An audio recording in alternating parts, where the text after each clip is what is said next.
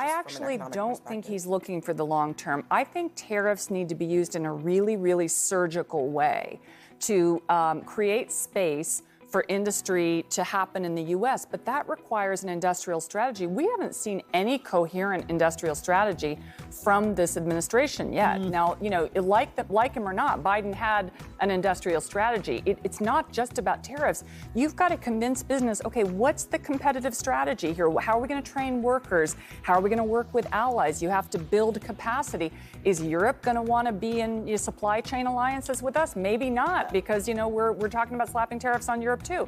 I just don't buy it over the long haul. I'm for reindustrialization, but boy, it's a tough thing to do. You have to do it carefully. I think Biden's industrialization strategy was to industrialize more government. I mean, a lot of jobs created in government during Biden. America brought back a chips industry in 18 months. And what was the announcement this week? That a chips maker from Taiwan is opening up a massive operation in Arizona. What was the auto industry announcement this week? That Honda is putting a plant in Indiana. $1.7 trillion already in announcements from this administration on investing in the U.S. economy. I agree with you, what you said earlier. Reindustrializing, juicing American manufacturing, it is a worthy goal, and that is the mission of the tariff plan. He strongly believes in tariffs, and if they're slapped on over a long period of time, we'll see if he's right. I guess but the governor, it's one tool. The governor is exactly right about it. You guys are defending a tariff strategy that's actually not being put in place. It's not a strategy. The tariff strategy that you're describing is Trump saying, I believe in tariffs,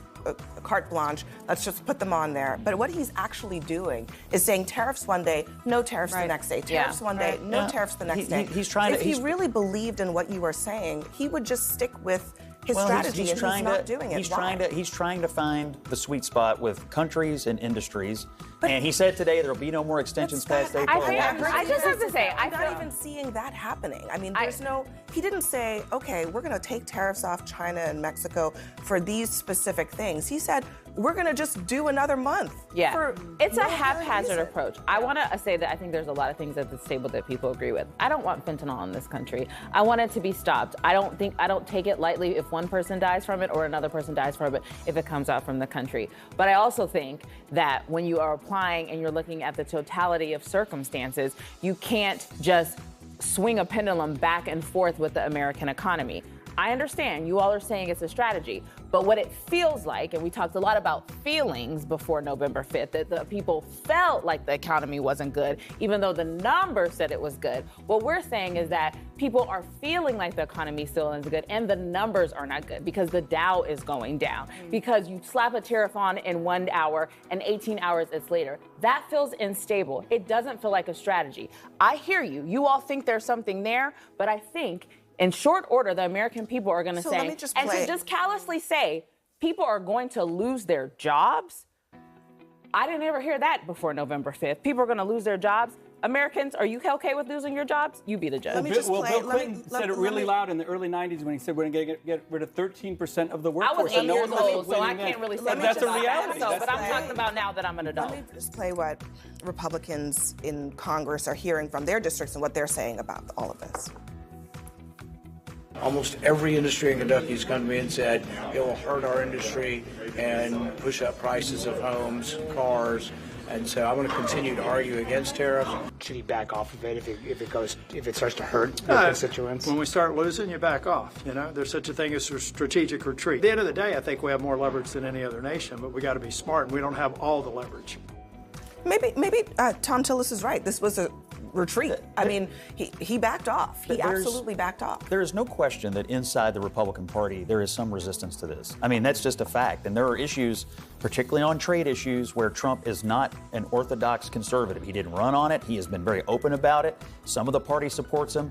Some don't. In my home state of Kentucky, both Mitch McConnell and Rand Paul, not often aligned on issues, are both against it.